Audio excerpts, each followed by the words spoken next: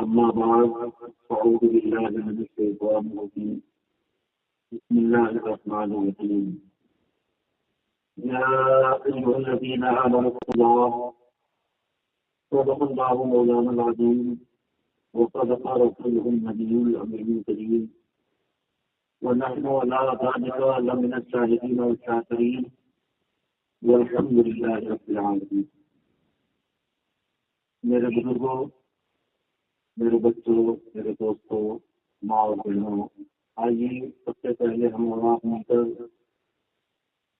سونین کے مالک و مختار کی بارگاہ میں کھڑیے درود و سلام پیش کرنا. صلاۃ و سلام علیک یا رسول اللہ وعلی آلک و اصحابک یا حبیب اللہ. صلاۃ و سلام علیک یا نبی اللہ وعلى آلك وأصحابك يا نور الله صلی اللہ تعالی علیہ وسلم. ایک بار اور جی لگا کر کے پڑھ لیجیے اللہم صل علی سیدنا و شفیعنا و مولانا محمد وسلم. صلاۃ و سلام علیک یا رسول اللہ صلی اللہ تعالی علیہ وسلم. میرے بزرگوں، بڑی خوش نصیبی ہے کہ ہم ہر موقع پر آقا حضور صلی اللہ تعالی علیہ وسلم کے میلاد کی محفل منعقد کرتے ہیں، اور یہ سب کے نصیب میں نہیں ہوتا ہے، یہ انہی کے نصیب میں ہوتا ہے جن کو رسول پاک صلی اللہ تعالی علیہ وسلم کی شفاعت نصیب ہوگی. یوں تو اپنے وہاں ہر فنکشن میں بہت ساری چیزیں ہوتی ہیں، ڈھول تاشا تماشا، دنیا بھر کی خرافات، لیکن اس بزم کا پا لینا بڑے مقدس کی بات ہے کہ ہم اور آپ خوش نصیب ہیں کہ رسول پاک صلی اللہ تعالی علیہ وسلم کی مجلس میں بیٹھے ہوئے ہیں. حضرت علی رضی اللہ تعالیٰ عنہ سے مرضی ہے اس روایت کو جو میں بیان کرنے جا رہا ہوں، علماء کرام نے اسے ضعیف قرار دیا ہے، لیکن اگر نسبت مصطفیٰ صلی اللہ تعالی علیہ وسلم سے جوڑا جائے تو اس سے بھی کہیں زیادہ اعلیٰ مقام اس محفل پاک کا ہے. فرماتے ہیں من احیا سنتی من حضم على قراءة مولد النبي صلی اللہ علیہ وسلم لا يخرج من الدنيا الا بالایمان ويدخل الجنة بغیر حساب و کتاب. فرماتے ہیں کہ جس نے محفل میلاد کو اچھا جانا، کرایا نہیں، کیا نہیں، بلکہ صرف اچھا جانا، تو آپ فرماتے ہیں کہ لا يخرج من الدنيا الا بالایمان، جب اس کی موت ہوگی تو ایمان پر ہوگی. لا يخرج من الدنيا الا بالایمان ويدخل الجنة بغیر حساب و کتاب. اور قیامت کے دن جب جنت میں جانے کی باری آئے گی تو بلا حساب و کتاب کے وہ بندہ داخل ہوگا، بغیر حساب و کتاب سے جنت میں جائے گا. میرے دوستوں، میرے بزرگوں، یہ محفل بڑی عظیم ہے، اور صحابہ کرام کا یہ طریقہ تھا کہ ان کی ہر مجلس میں اللہ کا وہ شکر ادا کرتے تھے. اس لیے ادا کرتے تھے کہ اس نے نبی صلی اللہ تعالی علیہ وسلم کو ہمارے اندر پیدا کرنا، یعنی اس پیدا ہونے کی خوشی میں ہر محفل میں اللہ کا ذکر و فکر کیا کرتے تھے.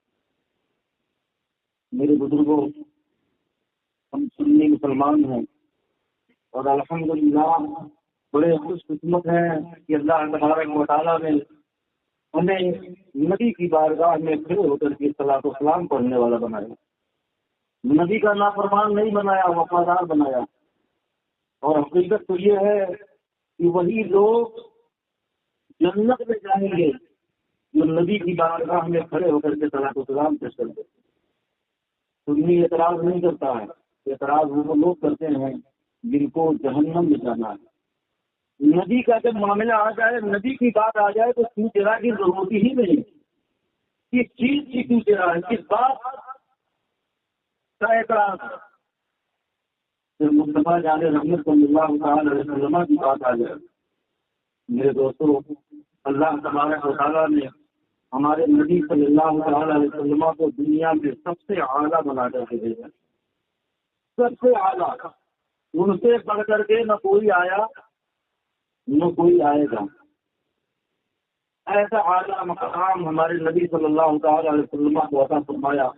دنیا سے لے کر کے آخرت تک ہمارے نبی صلی اللہ تعالی علیہ وسلم جب ننگے پاؤں چلتے تھے تو سخت زمین نرم ہو جاتی تھی کہ کہیں نبی کے قدم مبارک میں کہیں پتھر نہ ٹوٹ جائے، کہیں گاٹا نہ ٹوٹ جائے.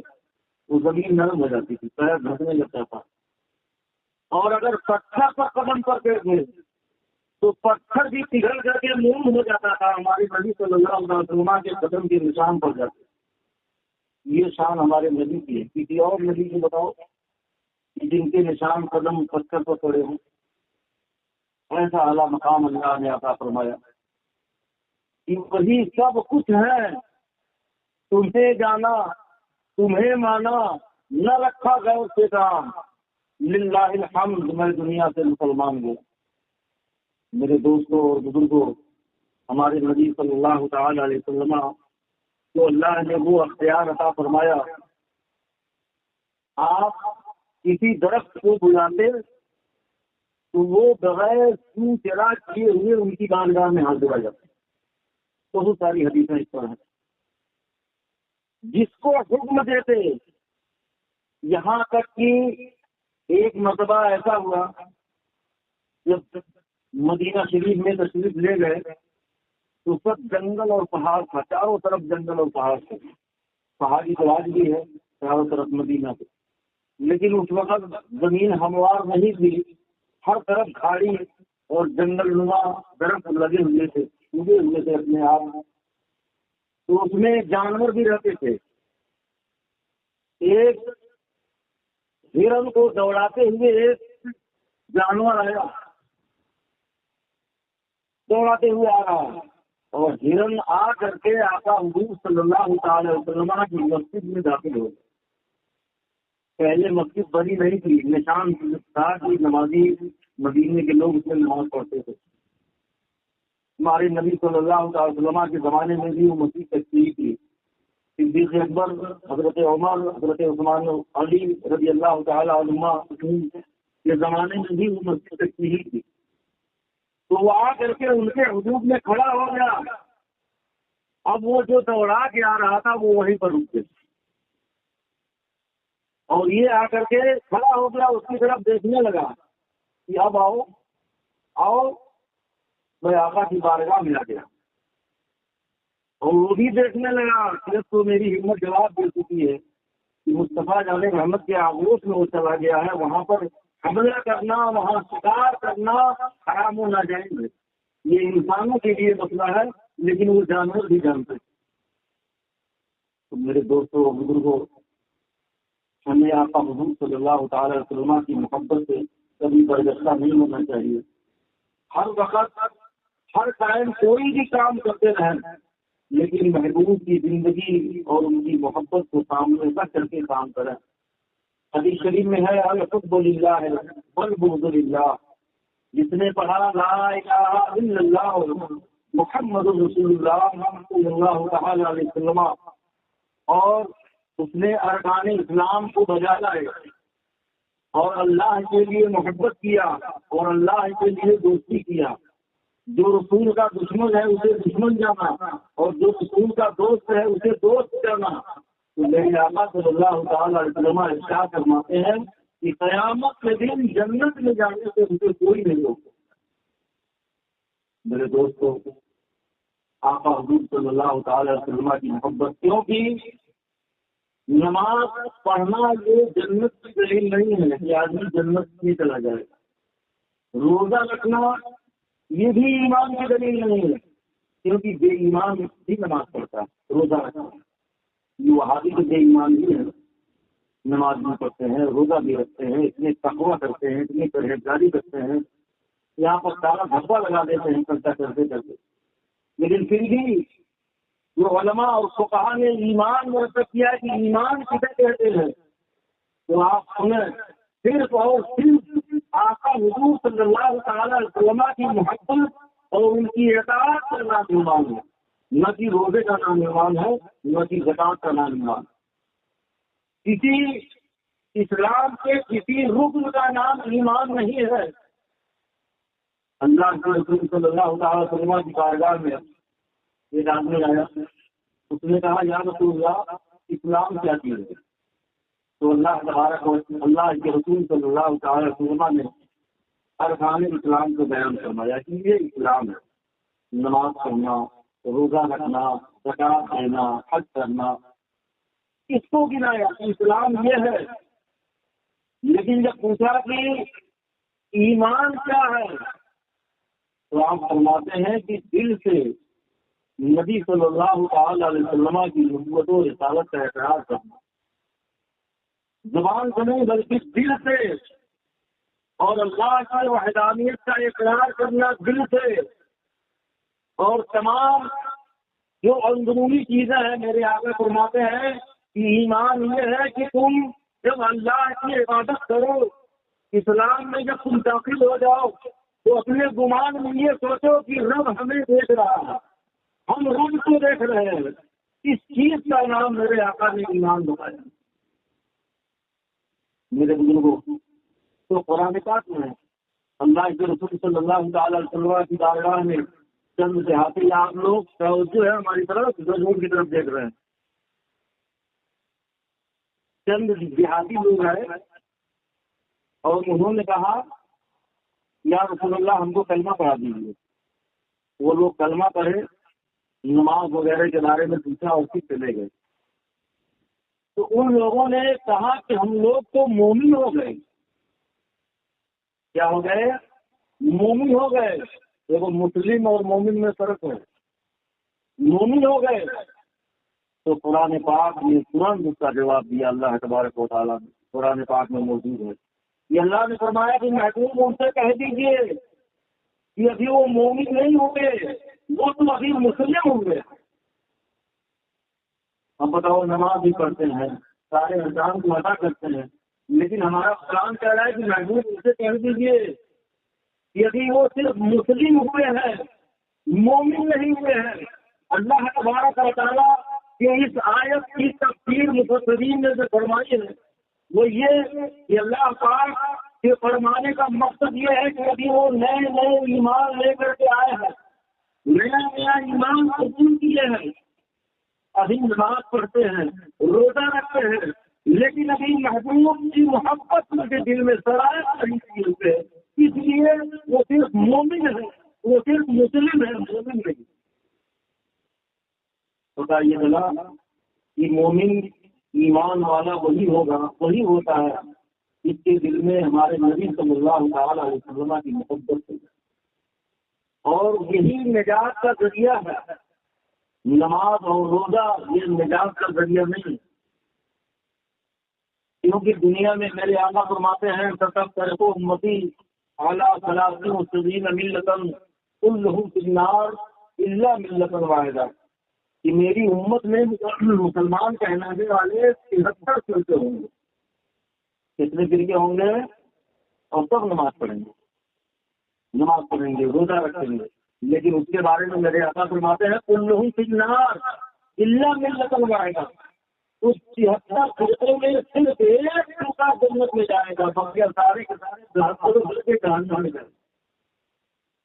تو نماز تو پڑھتے ہیں، روزہ تو رکھتے ہیں، سب کچھ کرتے ہیں، حج کرتے ہیں، ہم سے زیادہ نمازیں پڑھتے ہیں، ہم سے زیادہ تقویٰ کرتے ہیں، پرہیزگار ہوتے ہیں، سنت کے مطابق لباس پہنتے ہیں، لیکن ان کے بارے میں سرکار فرما رہے ہیں کہ جو مسلمانوں میں 73 فرقے ہوں گے ان میں صرف ایک ہی فرقہ جنت میں جائے گا اور بقیہ 72 فرقے جہنم میں جائیں گے۔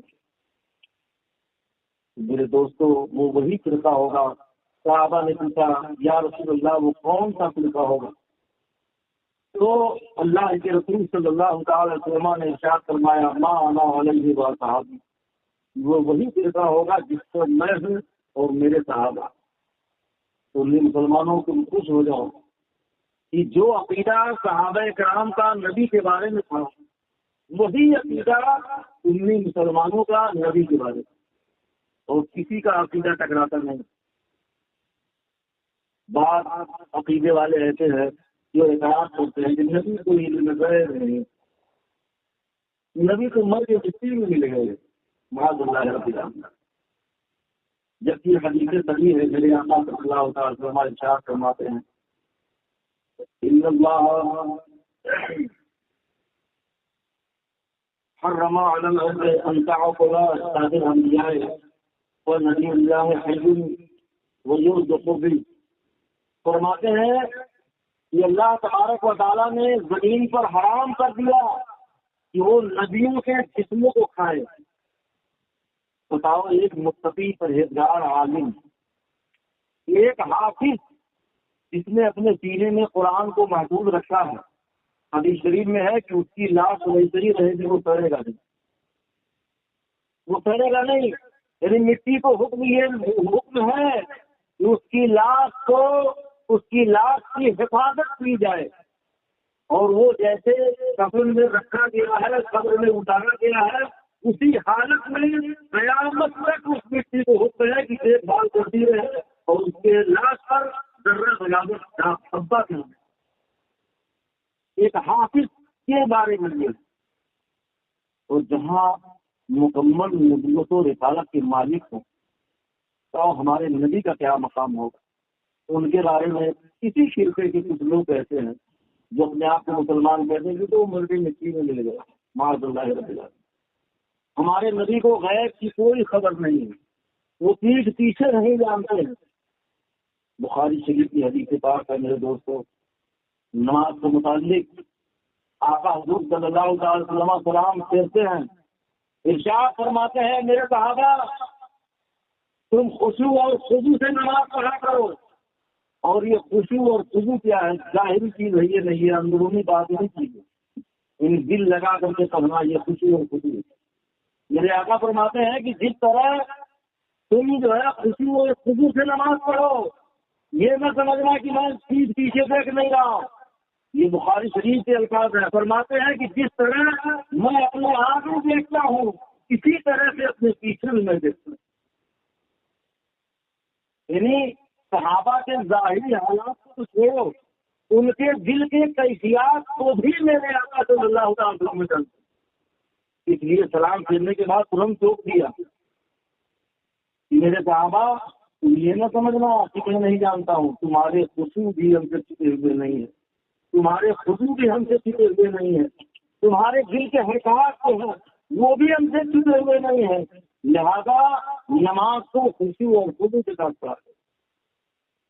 مسلمانوں، آقا حضور صلی اللہ تعالی وسلم کے احکام پر چلو، کیونکہ حضرت ابو ذر غفاری رضی اللہ تعالیٰ عنہ کی حدیث میں نے آج پڑھایا بچوں مشکات میں۔ حدیث یہ ہے کہ وہ کہتے ہیں کہ میں ایک سواری پر، ایک جانور پر ہم دونوں سوار تھے، آقا حضور صلی اللہ تعالی وسلم ہمارے آگے اور ہم پیچھے، بیچ میں کچھ نہیں، وہی لکڑی کا جو سہان تھا وہی تھا اور کوئی نہیں تھا۔ اللہ کے رسول صلی اللہ تعالی وسلم ارشاد فرماتے ہیں جبل معاذ کہا لبیک یا رسول اللہ، 3 مرتبہ فرمایا، کہتے ہیں کہ میں ایسی بات نہ بتا دوں کہ آدمی اس پر عمل کرے اور جنت میں چلا جائے؟ کہتے ہیں یا رسول اللہ کیوں نہیں بتایا؟ آپ فرمائے ارشاد، تو میرے آقا صلی اللہ تعالی وسلم ارشاد فرماتے ہیں، حدیث لمبی ہے لیکن مختصر میں بیان کرتا ہوں، فرماتے ہیں کہ جتنے دل سے اس میں زبان کا لفظ ظاہر ہے، جتنے دل سے اقرار کر لیا کہ اللہ ایک ہے، اور ہمارے بارے میں جس نے دل سے مان لیا کہ میں اللہ کا رسول اور اس کا بندہ ہوں، تو میرے آقا فرماتے ہیں کہ جنت میں جانے سے اسے کوئی نہیں روک سکتا۔ تو حضرت معاذ کہتے ہیں یا رسول اللہ میں یہ خوشخبری جا کر کے لوگوں میں بتا دوں لوگوں میں بتا دوں تو اللہ کے رسول صلی اللہ تعالی وسلم نے منع فرمایا نہیں، نہ بتاؤ نہ بتاؤ، کیونکہ لوگ سست ہو جائیں گے، نمازیں چھوڑ دیں گے، روزے چھوڑ دیں گے۔ پوچھا گیا یا رسول اللہ تبارک و تعالیٰ نے مقدر لکھ دیا، بنا دیا، ہم جیسا کرنے والے تھے ویسا ہمارے مقدر میں لکھ دیا گیا، تو جو ہمارے مقدر میں جنت ہے تو جنت ملے گی، پھر ہم روزہ اور نماز کیوں کریں، نماز کیوں پڑھنے جائیں گے، زکات کیوں دیں، حج کیوں کرنے جائیں، مقدر میں جنت ہے تو جنت ملے گی۔ تو اللہ کے رسول صلی اللہ تعالی علیہ وسلم ارشاد فرماتے ہیں کہ میری سنت پر عمل نہیں کرے گا اس کے مقدر میں جنت لکھتی ہو، اور میرے سنت سے دور ہو جائے گا اس کے مقدر میں اللہ نے جہنم لکھی۔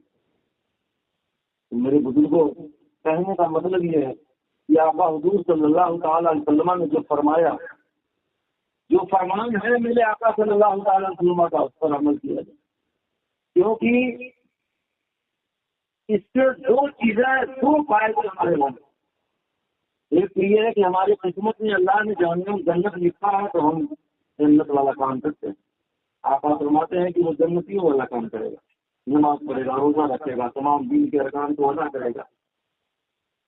اور پھر فرمایا جاتا ہے کہ اگر یہ اس میں لگن اس کی لگ گئی لیکن قسمت میں جہنم ہے، اور کیا کرتا ہے وہ کہ آقا حضور صلی اللہ تعالی وسلم کی محبت میں نماز پڑھتا ہے، روزے رکھتا ہے، ان کی سنتوں پر عمل کرتا ہے، محنت کو ادھر کر رہا ہے، لیکن اس کی قسمت میں جہنم ہے، تو میرے دوست کو فرمایا جاتا ہے اللہ تبارک و تعالیٰ تو اس کی حالت سے طرف آئے گا، اور وہ مکمل مالک و مختار ہے کہ دیکھتا ہے کہ جب میری محبوب کی دامن میں نہ ہے تو بھلے ہی اس کے مقدر میں جہنم ہے، جہنم کے بجائے اللہ تعالیٰ اس کو جنت بتاؤ۔ اس لیے میرے دوستوں، نیک بننے کی ضرورت ہے۔ آپ سے نہ ہو پائے زبردستی اس میں لگے رہے، ہو سکتا ہے کہ اس لگن کے سستے میں اللہ تبارک و تعالیٰ ہمارے مقدر کو بدل دے، ہم جہنمی ہیں تو جنتی بناتے، ایسے ہی ہوتا ہے۔ اللہ تبارک و تعالیٰ اپنی بارگاہ میں آنے کی توفیق بھی ایسے ہی دیتا ہے کہ آدمی کا دل نماز میں نہیں لگتا ہے لیکن نماز پڑھنے جاتا ہے، دل نہیں لگتا ہے، وہ چاہتا ہے کہ کتنی جلدی میں مسجد سے بھاگ جاؤں۔ اس ٹائم بھی مقام فرماتے ہیں ان سے پڑھنے کا حکم ہے، پڑھو، زبردستی جاؤ۔ ہو سکتا ہے کہ اللہ تبارک و تعالیٰ تمہیں اپنی بارگاہ میں مکمل طور سے پڑھانے کی توفیق دے، سب کچھ چھوڑنے کی توفیق دے۔ جھوٹ بولتے تھے اب سچ بولنے لگو، جماعتیں چھوڑتے تھے اب جماعتیں پکڑنے لگو، برا کام کرتے تھے اس کے دیے ہوئے توفیق سے وہ کام چھوڑ کر کے نیکوکار بن جاؤ اور نیک کام کرنے۔ میرے دوستوں، بزرگوں، تو اللہ اس کے رسول صلی اللہ تعالی وسلم کے فرمان پر ہمیں مکمل اترنے کی ضرورت ہے۔ اور یہ آج کا دور آپ دیکھ رہے ہیں کسی طرح سے مسلمانوں کی درگتی ہے، یہ درگتی کسی اور وجہ سے نہیں ہے، صرف اور صرف یہی وجہ ہے کہ ہم اور آپ مصطفیٰ جان رحمت کے طریقے کو چھوڑ دیے ہیں اور دوسروں کا طریقہ ہم اختیار کر لیے۔ ہم سے آپ کو انگریز بنتے ہیں، اپنے آپ کو وہ کیا کہتے ہیں فیشن والا، کھڑے ہو کر کے پانی پیئیں گے، بڑے بڑے کھانا کھائیں گے، اور ہم سمجھتے ہیں کہ سب سے اچھے انسان دنیا میں۔ میرے دوستوں، وہ سب سے بدتر انسان ہے، سب سے بدتر انسان وہ ہے جو اپنے محبوب کی اداؤں کو چھوڑ کر کے، اور اللہ کا کتنا بڑا کرم ہے یار، کتنا بڑا انسان ہے کہ جس نبی کی امت میں آنے کے لیے اتنے نبی اس دنیا سے ترستے ہوئے چلے گئے، اللہ نے اس محبوب کو ہمیں عطا فرمایا، تو ہم اتنے مقدر والے، اور پھر اس کے فرمان کو ہم چھوڑ دیتے ہیں، اس کے احکام کو ہم چھوڑ کر کے دوسروں کے حکم کی تعمیل ہم کر رہے ہیں۔ آپ دیکھیں نا کہ ہمارے گھروں میں جو بچے ہیں ان کا بال آپ دے دیجیے، جو بچے ہمارے بال بنوا رہے ہیں 5 سال سے لے کر کے اور 22 سال 30 سال 25 سال کی عمر کے لوگوں کو آپ دیکھیے تو ان کے بال کی کٹنگ کیسے ہو رہی ہے؟ کیا ایسا سنت ہے؟ بولو بھائی، ہے سنت؟ کسی صحابی نے ایسا رکھا تھا؟ ہمارے نبی نے فرمایا تھا کہ ایسا بال لگنا کتوں کی طرح سے جو یہودیوں کے کتے رکھتے ہیں. یہودی اپنے کتوں کے بال ایسے کٹواتے ہیں جیسے ہمارے بچے اپنے سے پکڑ کے رکھے اور پھر کہنے کے لیے ہم مسلمان. ایسے مسلمان ہونے سے نہ ہونا بہتر ہے میرے کو. آپ مسلمان نہیں ہیں بلکہ اسلام میں بغاوت کرنے والے آپ ہیں. اور میں یقین کے ساتھ کہتا ہوں کہ ایسے لوگ قیامت کے دن مذہب اسلام کی بغاوت کرنے والوں میں اٹھائے گئے. یزید کے ساتھ ان کا حشر ہوگا کیونکہ وہ بھی بغاوت کرنے والا. ہارون اور فرعون کے ساتھ اس کا حشر ہوگا کیونکہ وہ بھی اسلام میں بغاوت کرنے والا تھا. ابو جہل کے ساتھ اس کا حشر ہوگا. آپ اس چیز کو نوٹ کرنے والے میں کہہ رہا ہوں میرے دوستوں، اپنے آپ کو مسلمان بننے کی ضرورت. آج معاملہ یہ ہے میرے بھائی کہ نام پوچھنے پر پتا چلتا کہ ہے مسلمان. واحد مسلمان دنیا بھر کی مصیبت میں گرفتار مسلمان کی آپ تعلیم دکھا کر کے کہ مسلمان جس مصیبت والے سے نظر ڈال دیتا ہے اس کی مصیبت اور پریشانی ختم ہوتا ہے. اور آج ہم ہی سارے مصیبت میں گرے ہوئے ہیں. ساری پریشانی کہیں کوئی مارنے کے لیے تیار ہے، کہیں جلانے کے لیے تیار ہے. مسلمان ایسے نہیں ہوتے. مسلمان خود بھی ڈاکٹر ہوتا ہے، حکیم ہوتا ہے اور دوسرے کا علاج بھی کرتا ہے. آپ دیکھیں تاریخ اٹھا کر کے ہندوستان میں سب سے پہلا مسلمان کون ہے آپ کو یاد کسی کو؟ سب سے پہلا مسلمان خواجہ کروائے تھے جو اجمیر میں وقت وہی سب سے پہلے مسلمان ہیں جو ہندوستان میں. اور انہوں نے ہمیں 90 لاکھ مسلمانوں کو پیدا کیا. انہوں نے بتائیے کس راجا سے لڑائی کتنا گولی بارود خرچ کیا انہوں نے؟ بتاؤ بھائی کتنا کڑک بندوق لے کر کے آئے تھے، کتنا کڑک گولی بارود لے کر کے آئے تھے؟ کچھ بھی نہیں، صرف ایمان ان کے پاس تھا. اور ایمان والے کا بھروسہ ہوتا ہے یہاں پر ٹوٹ جائے تو خدا کی قسم آپ ٹھنڈی ہو جائے گی. یہ ایمان ہے. اور ہمارا ایمان ارے کہیں جل نہ جائے.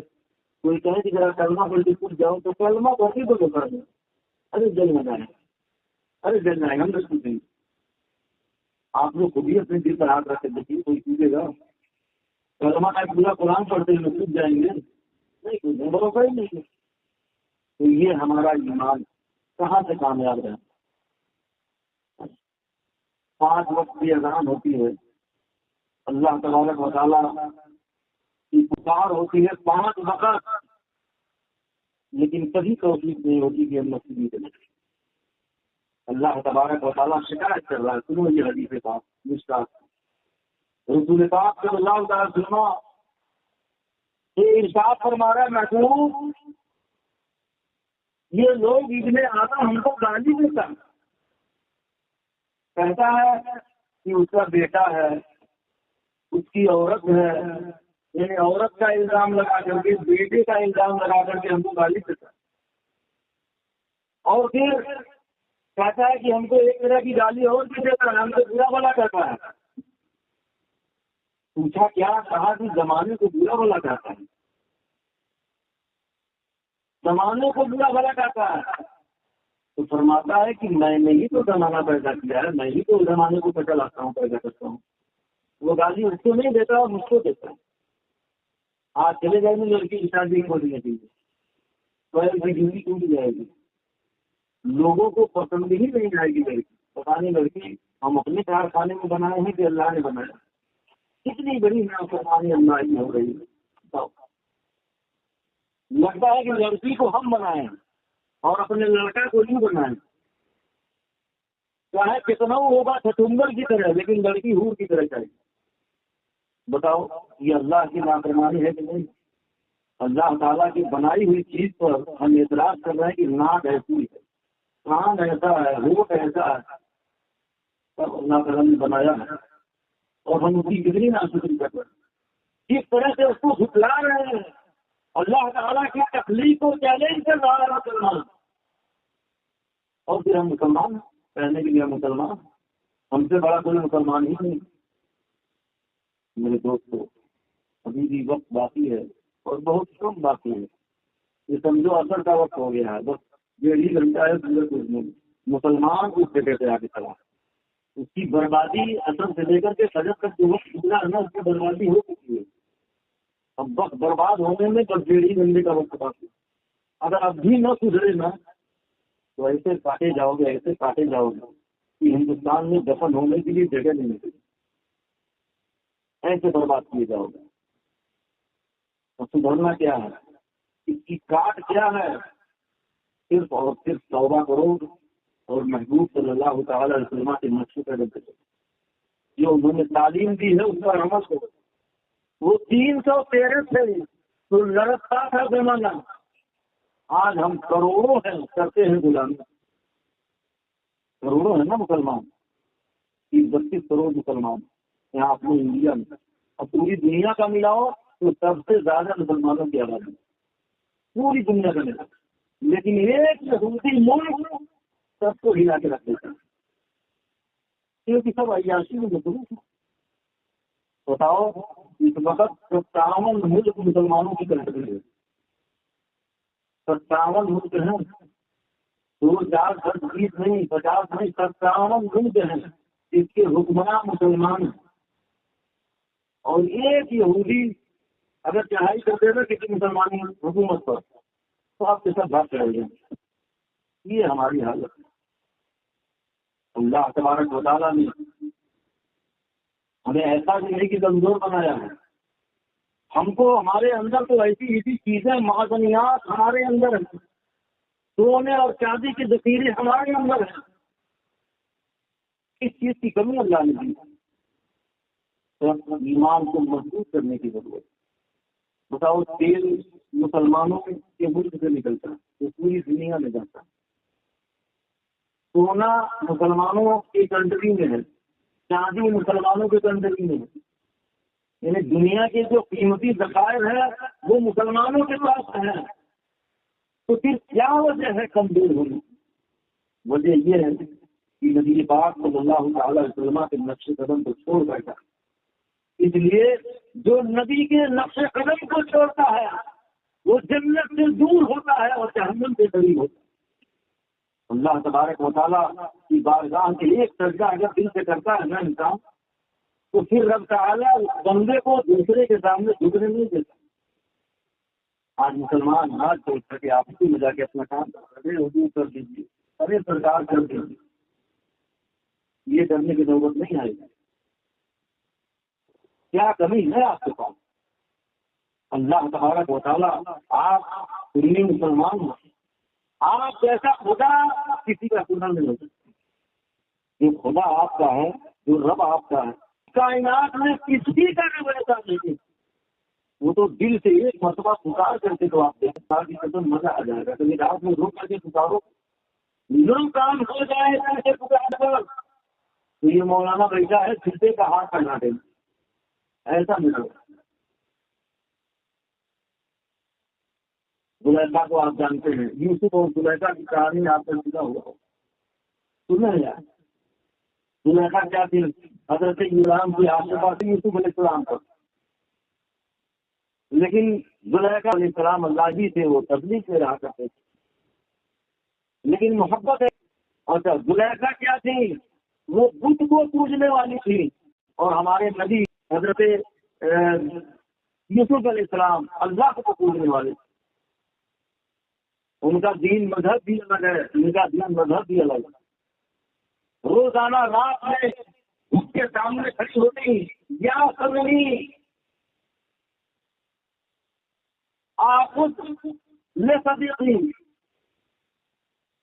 اے میرے بت، اے میرے معبود، مجھے یوسف سے ملا دے، میرے یار سے ملا دے، میرے دوست سے ملا دے۔ کیا کہتی تھی؟ یا سننی صنم کے معنی ہوتے ہیں معبود، بت، جس کی پوجا لوگ کرتے ہیں۔ یا صنمی، یہی ان کا لفظ تھا، روزانہ رات بھر کھڑی رہتی تھی حضرت یوسف علیہ السلام کی ملاقات کے لیے۔ یہی ان کا دستور تھا، دستور عمل تھا، رات بھر کھڑی رہتی تھی بت کے سامنے آ کے اتر کے مجھے یوسف سے ملا دے۔ ایک مرتبہ آؤں گائی نیند لگنے لگی، اسی کھڑے ہونے کی عالم میں یا سمنی کی جگہ سمدی نکل گیا۔ سمنی کی جگہ کیا نکل گیا؟ سمدی۔ یہ سمد اللہ تعالیٰ کا نام ہے، اس میں صفات ہے۔ قل هو اللہ احد اللہ الصمد، یعنی سمد ہمارے رب کا نام ہے۔ تو سمنی کی جگہ یا سمدی نکل گیا۔ اللہ تبارک و تعالیٰ ترنت جبریل علیہ السلام کو بلاتا، حضرت جبریل علیہ السلام کو بلاتا، کہتا جبریل جلدی جاؤ، زلیخا نے ہمیں پورا لیا، جلدی جاؤ اور یوسف سے دھونے کا رخ زلیخا کے طرف کر دو، کیونکہ اس نے ہمیں یاد کر دیا۔ بتاؤ زلیخا جان بوجھ کے یاد کری تھی؟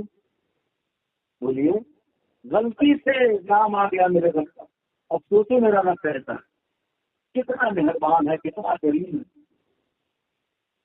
شیطان نے کہا نا کہ پروردگار اعظم تو یہ جہنم سے، اس جنت سے ہم کو اور نکال دیا ہے، میں ان سب کو اس لائق نہیں چھوڑوں گا کہ یہ لوگ جنت میں جائیں تھے، سب کو میں برباد کر کے رکھوں گا، سب کو گمراہ کر کے رکھوں گا۔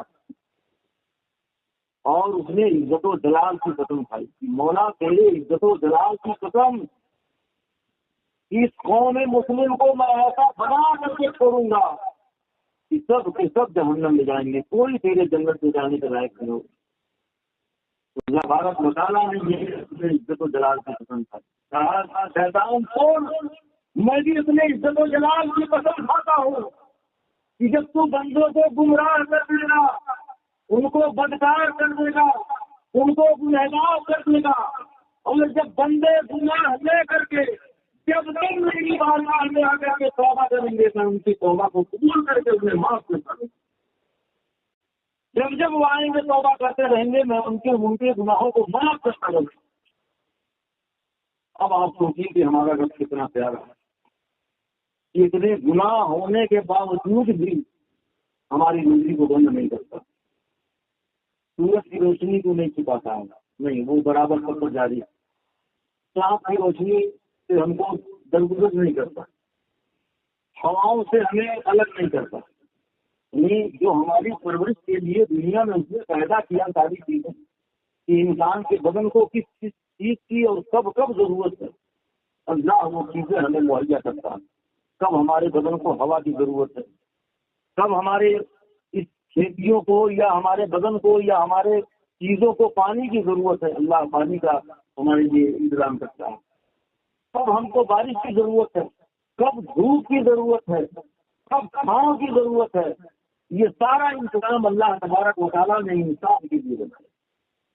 میرے دوستو، لیکن ہم اتنے ناکارے ہیں کہ بھول کرتے بھی اس رب کو یاد نہیں کرتے ہیں، وہ ہمیں ہر وقت یاد رکھتا ہے اور ہم پر ہمیشہ وہ اپنی رحمتیں اور برکتیں کرتے رہتے ہیں۔ اللہ تبارک و تعالیٰ نے جو نعمتیں ساری مخلوقات کو بانٹی ہیں، آپ دیکھیں نماز ہم پڑھتے ہیں تو اس نماز کو بزرگوں نے لکھا ہے کہ سب سے پہلے اللہ تبارک و تعالیٰ نے انسان کے علاوہ جو مخلوقات ہیں ان کو عطا کیا، اور نماز کا مکمل رکن نہیں بلکہ ایک ایک رکن ایک ایک کو دے دیا ہے۔ جیسے پیڑ ہیں، پیڑ کھڑے رہتے ہیں نا، ان کے لیے انہوں نے قیام ثابت کیا ہے کہ پیڑ جو ہے قیام میں رہتے ہیں۔ پھر جو چوپایا جانور ہیں ان کے لیے صوفیاء کرام نے رکوع ثابت کیا ہے کہ وہ ہمیشہ رکوع میں رہتے ہیں۔ چار پیر والے جانور ہمیشہ رکوع میں رہتے ہیں۔ اگر انسان نبی عبادت کرے تو اللہ کی عبادت کرنے والے دنیا میں لوگ کم نہیں ہیں۔ سارے جانور، سارے چڑیا، سارے پتھر، پیڑ، ذرات، ساری پتیاں اللہ کا ذکر کرتی رہتی ہیں۔ رب ہمارا محتاج نہیں ہے، کسی کا محتاج۔ میڈک کو آپ نے دیکھا ہے، میڈک کو وہ کیسے بیٹھتا ہے؟ جیسے انسان جو ہے تیار پڑھنے کے لیے بیٹھتا ہے قاعدے میں بیٹھتا ہے، اللہ نے قاعدہ اسے عطا فرما دیا۔ جو دل میں رہنے والے جانور ہیں اللہ نے انہیں سجدہ عطا فرمایا۔ تو ہر چیز کو، دنیا کی تمام مخلوقات کو اپنی نماز کو الگ الگ رکن میں بانٹ دیا کہ وہ تم سجدہ کرتے رہو، تم رکوع کرتے رہو، تم قیام میں رہو، تم قاعدہ کرتے رہو۔ لیکن اللہ نے جب انسان کو بنایا، اشرف المخلوقات، ہم سب سے افضل اور اشرف ہیں تمام مخلوقات میں، اللہ نے بتایا، تو ان ساری چیزوں کو اکٹھا کر کے اللہ تبارک و تعالیٰ نے حضرت انسان کو دیا، اور حضرت انسان نے کیا کیا، اس سب کو اکٹھا کر کے اپنے گھر کے کاٹ میں رکھ دیا۔ اب ضرورت نہیں مسجد میں جانے، اب تو قرآن بھی شاید گھر میں سے اٹھ گیا ہو، قرآن بھی اب رکھا نہیں جاتا۔ پہلے کے صبح کے لوگ صبح فجر بعد پڑھتے تھے، اب تو اٹھ ہی نہیں ہمارے گھر میں، بلکہ ہم سے اچھی تو چڑیاں ہیں۔ آپ صبح جب آپ سنتی ہیں آپ کی گھر میں، تو اگر پیڑ ہو گھر کے قریب ہوگا تو سننا ان کی آواز کو، اللہ کی ذکر میں وہ مصروف رہتے ہیں، اور انسان غافل ہے، سویا ہوا ہے، شیطان اس کے منہ میں اور کان میں پیشاب کر رہا ہے۔ میرے دوستوں، ہمیں سدھرنے کی ضرورت ہے، نماز پڑھنے کی ضرورت ہے، رسول پاک صلی اللہ علیہ وسلم سے محبت کرنے کی ضرورت ہے۔ اور اگر نہ رہے آپ کے ظلم و جوار میں، آپ کے گاؤں میں اگر کوئی عالم ہے تو اس سے ملنا جلنا بھی آپ نہ چھوڑیں، ورنہ الگ کر دیے جاؤ گے۔ یہ اللہ والے لوگ ہوتے ہیں، اللہ کے اور اس کے رسول کے احکام کو سیدھے میں رکھے ہوئے، ان کے دوری بھی بنا کے کر رکھنا، ان کے قریب رہا تو ہو سکتا ہے ان کے خطے میں اللہ تعالیٰ آپ کو راہ راست پر لے آئے اور آپ کی نفرت فرما دے۔ آج علماء سے لوگ دور ہیں، ساتھی بناؤ، ان کو ساتھی بناؤ۔ اگر مقدر والے ہوئے ایک عالم دین نے اگر کنھا لگا دیا تمہارے جنازے میں تو اللہ مغفرت کرتے رہے، یہ ان کی شان ہوتی ہے۔ آپ ان سے دوری اختیار نہ کریں، ان کے قریب رہیں۔ اللہ تبارک و تعالیٰ ہمیں اور آپ کو ان تمام باتوں پر عمل کرنے کی توفیق عطا فرمائے۔ بولنے میں، کہنے میں جو خامیاں ہوئی ہیں، غلطیاں ہوئی ہیں، ان سے میں توبہ کرتا ہوں۔ رب تعالیٰ اپنے مقدس محبوب کے سچے میں ہمارے توبہ کو قبول فرما کے ہمیں سچ بولنے، حق سننے، حق کہنے کی توفیق عطا فرمائے۔ وآخر دعوانا الحمد للہ رب العالمین۔ کھڑے ہو جائیے، صلاۃ و سلام کیجیے۔